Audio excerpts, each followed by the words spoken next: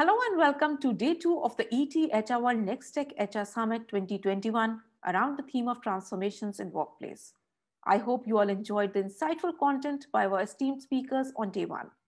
We have many more sessions and panel discussions for day 2 as well. As I always say that we want to see your participation on social media as well. So keep tweeting event highlights on social media using the hashtag ETHRNexTech. Let's start the second day of the summit by an opening keynote on the topic, The Future of Service is Care by Ron Kaufman, Educator, Motivator, author of the book Uplifting Service. Over to you, Mr. Kaufman.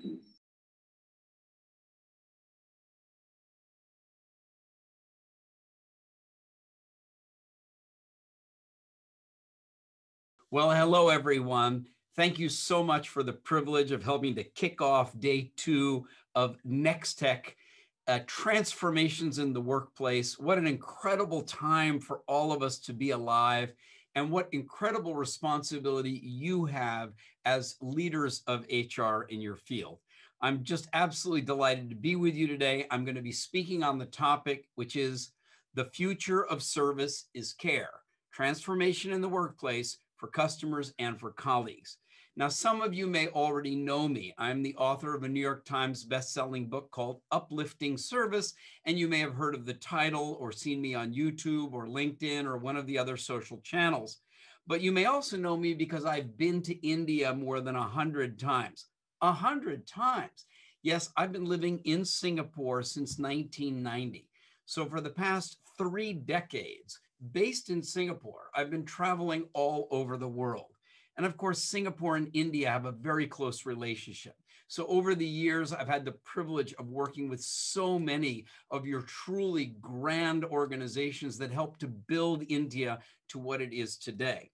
Traveling the world, working with leaders, with teams, with organizations, everywhere I go to help them uplift the quality of the service and the spirit of service that's provided not only to external customers, but to colleagues as well. And this is, of course, incredibly important. And in HR, you know this, that the quality of the customer experience is directly connected to the quality of the employee experience. So if you want your employees, your team members, your customer-facing staff to give the client or the customer or the patient or the member or the visitor a fantastic service experience, then you also need to give them as colleagues an outstanding HR experience and collegial experience as well. So this whole world of service is what I'm going to be talking with you about today. But if you look in the upper corner of my new website, it says Ron Kaufman, Serve, Care, Love. Now that word care, if I'd used it just 2 years ago, a lot of people in business would, I don't know, it sounds a little soft and fuzzy, but today in the pandemic world in which we live, where ecological changes are confronting all of us, and we're genuinely looking into the future together, everyone in business, especially in HR, recognizes the importance of authentic care. Well, what about that word love? How about if we come back and talk about that at the end of our time together? I want to work with you here and show you the connection between this idea of service and the phenomenon of care. What's the relationship between the two? Because what I'm saying is they're absolutely intimately connected. Well, if you've read my book or you've seen any of my videos on YouTube, you'll know that I'm the guy who defined service as taking action. Now, it could be face-to-face, it could be online, it could be by email, it could be over the counter, it could be over the phone, it could be at the beginning of an interaction, it could be answering questions, it could be providing an update or an upgrade, whatever it might be. Service is taking action. What's the purpose of the action? Well, it's to create value. What do we mean by value? Well, value is something that contributes to someone's well-being. And when we say it contributes to their well-being, that's what makes it valuable. So if you're taking action to create value for a customer, then the customer needs to say, I got what I wanted. I got what I needed. You made my life better. You answered my question. You gave me a solution to my problem. Or it could be for a colleague, a team member. It could be for a new employee. It could be a member of your team who's being promoted or appraised, who's being coached or being mentored in a way that they say, you've made something better for me. You've contributed to my well-being. That's why we call it value. Now, that value could be quantifiable. For example, we've increased sales, we've improved our margin, we've boosted our bottom line profit, or we've improved the productivity as it's measured in a certain way, or we've reduced the time by moving something into a digital environment. So in other words, the value could be calibrated in a quantifiable manner. But in many cases, the value won't be so much quantifiable as it will be qualifiable. It's a subjective assessment. Somebody may say, you made me feel good. You made me feel like I was welcome here. You turned around the way I thought about something or other. And of course, in HR, we know that we're dealing with both sides of the equation, the statistical and the numerical, but also the emotional and the more spiritual, even in certain cases. The well-being, and therefore the value, could be relational in nature. In other words, somebody actually says, you make me feel like I'm a part of the team. You made me feel welcome here right away. You gave me a sense of belonging. And of course, in today's world, it can even be that the well-being is a sense of connection to the community or to the future or to the entire community and ecology in which we live and work. So what have we got here? Service is taking action that creates value. What makes it valuable? When it contributes to someone's well-being, and they say so. Not that you said so, it's the someone that you're serving who says so. Now, what about care? Care is an interesting term. If you ask many people, they'll say, oh, you mean healthcare. But that's not what we mean today when we say, why should I care? Or what do you care about? Or how could we take better care? Well, in the same way that service, when I started working in the field 30 years ago, people would hear the word service and they'd say, oh, a restaurant waiter. That must be what you mean. But today we talk about servant leadership, or we talk about internal service, or building a service culture. And that's not just the waiter in the restaurant. That's all of us doing whatever it is that we do. Internal service, HR, IT, finance, external service, sales, service to customers. We've literally reinvented what service means, and now it's time that we need to understand better what do we actually mean by care. Now, when I started exploring this more deeply, the philosophers said to me, oh, care is notoriously difficult to define. And some people would say, well, care, that means the healthcare, medical care field. I said, no, this has got to be simplified, like I did for service, taking action that creates value. And so I've simplified care to mean the following. Care is concern. Concern means you're paying attention with a strong intention. So concern is not just, oh, I feel bad for you. I've got this empathetic orientation. Hey, empathy can be delivered through a one-way mirror, because I can feel empathy for you and do nothing for you. That's not what I'm talking about when we say I care. What we mean is you've got my attention and I have an intention. What's my intention? To contribute to your well-being. That's why I can say I truly care about you, or I want to help take good care of you as my team member, as my high potential staff member, as my leader that's got a coaching issue that we need to help you with. But care is not just concern for well-being in the moment. Authentic care, deep care, is when you're also concerned for someone's future well-being. And if you have children, you'll understand what I mean. You don't just care about your kids right now. You care about them now and into the future.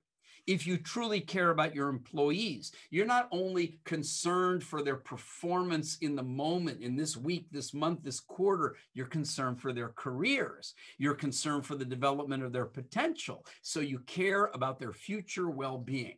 Well, look at this lovely connection we've now created. And I want you to appreciate two fundamental shifts that I'm bringing about here. Number one, historically, the word service comes from the word Slav in the 9th century, when the Slavic people were conquered and were forced to become subservient.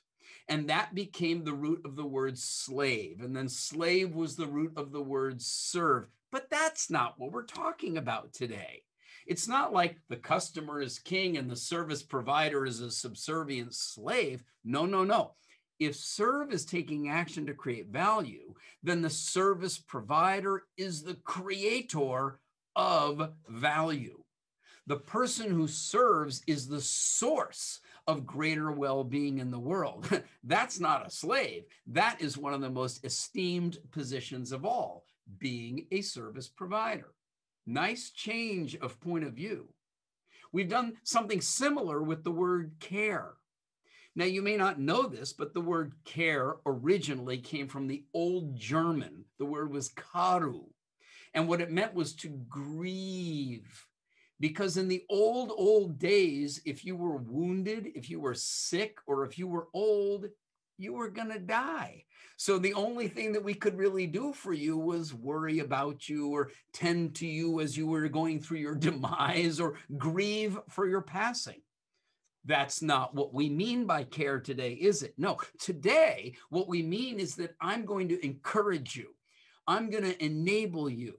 My job is to empower you, to inspire you, to educate you, to support you, to motivate you. That's what it means to truly care about someone, especially for someone in HR. So we live in this amazing world where, we can look at the technology platforms, and let's face it, this is NexTech. So there's a lot of great tools and equipment and capabilities and AI and machine learning and digitization and new platforms and apps. But what's the purpose of all that? It's not just to digitize. It's to actually create more value, serve, and to take better care of those that we're committed to, like everyone who you serve from your position in HR. Now, by connecting these two in the year 2021, I think it's fair to say that the future of service is not just going faster. The future of service is not just being nicer. The future of service is taking better care of those who you are responsible for serving. Now, on the left-hand side, I've developed an entire architecture, a house, if you will, for uplifting service. And for those of you who are keen and are interested, you know that my book, Uplifting Service, The Proven Path to Delighting Customers, Colleagues, and Everyone Else You Meet, it explains the entire architecture, the 10 principles, the 7 rules for service leaders, the 12 building blocks for creating an environment of uplifting service. And now on the right-hand side, I'm just beginning to introduce the garden of uplifting care. How do we actually take care of the human beings and their personal development, their social development, their cultural development, the development of them as members of their community? If that sounds interesting to you, well, I'll show you how we can stay in touch at the end of the presentation, and I'll be happy to keep you updated as this evolves.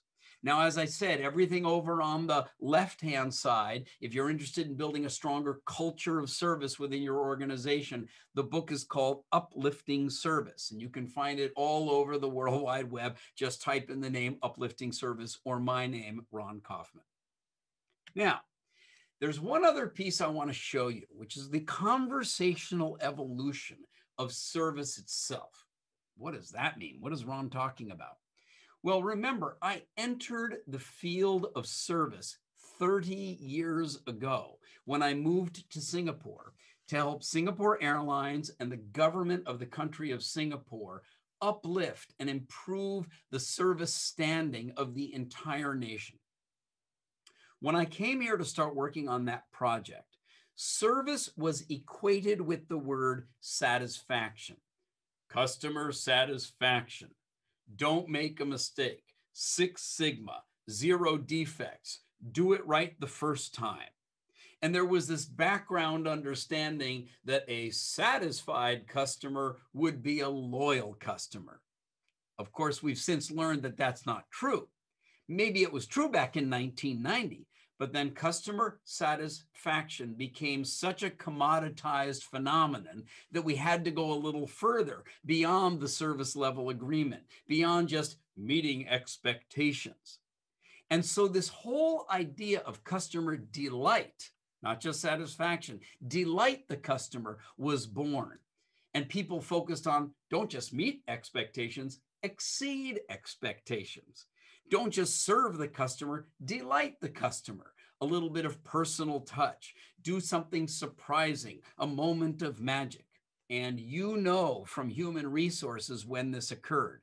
When the employees started saying, I just don't want a hygienic place to work. How about some free snacks or from some extra flexibility in my schedule? Or I don't just want a manager who's competent. I want them to be nice to me as well. I don't just want HR to do their job.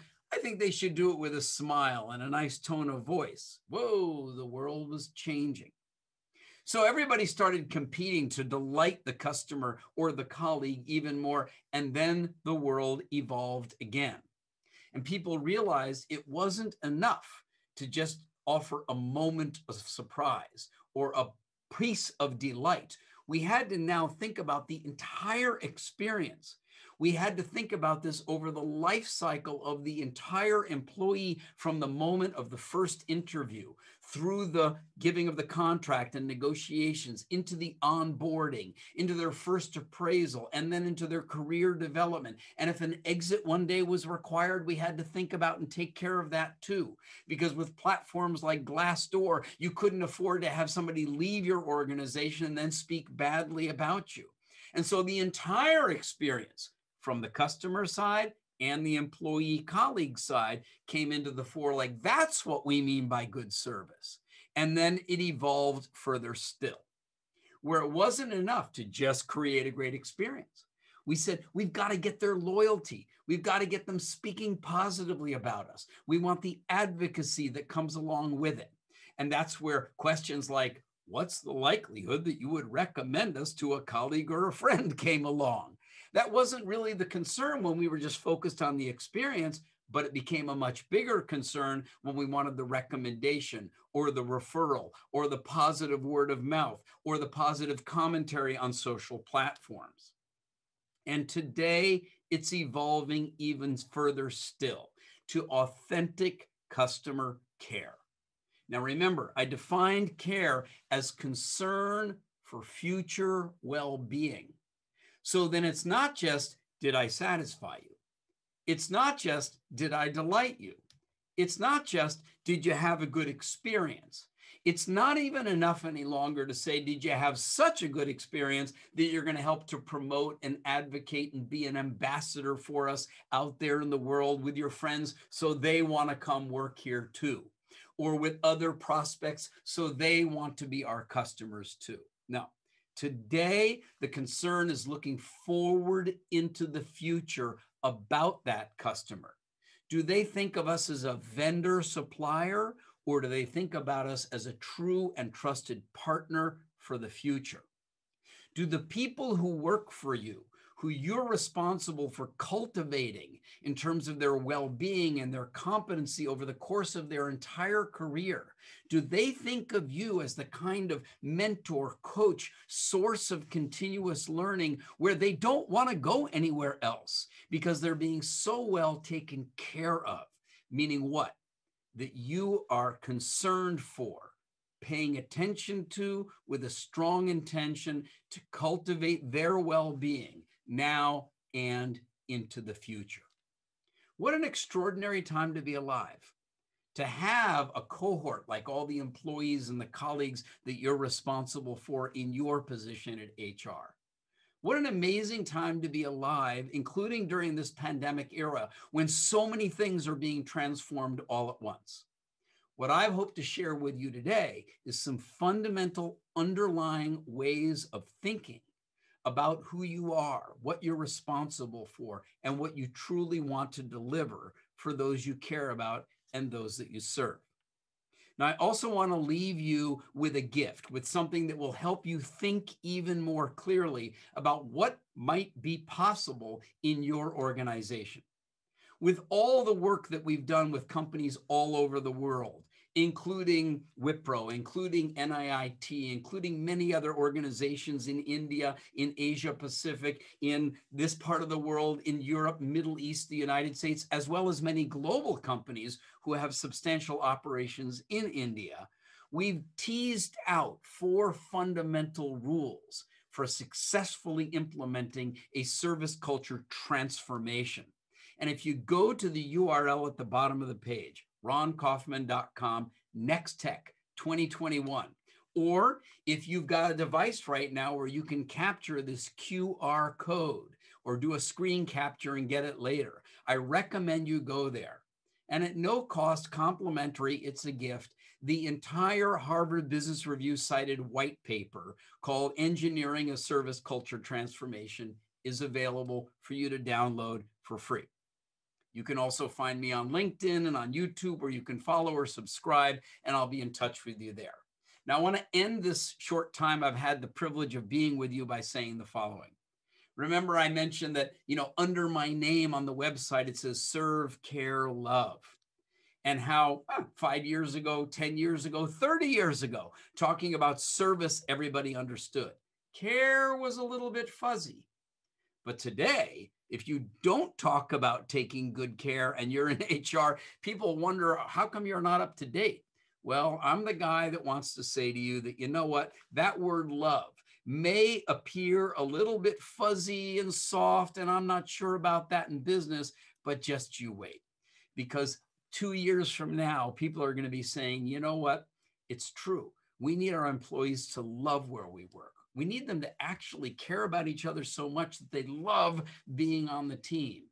And they need to appreciate the way you as HR professionals are taking such good care of them that they say, I love that I have the privilege of working here and developing here and growing here and telling other people that I'm part of the team here.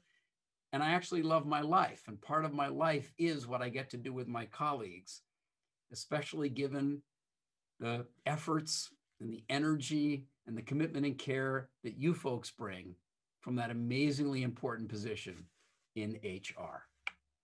Thanks for the privilege of being with you this morning. I wish all of you a fantastic day and look forward to being in touch with you again.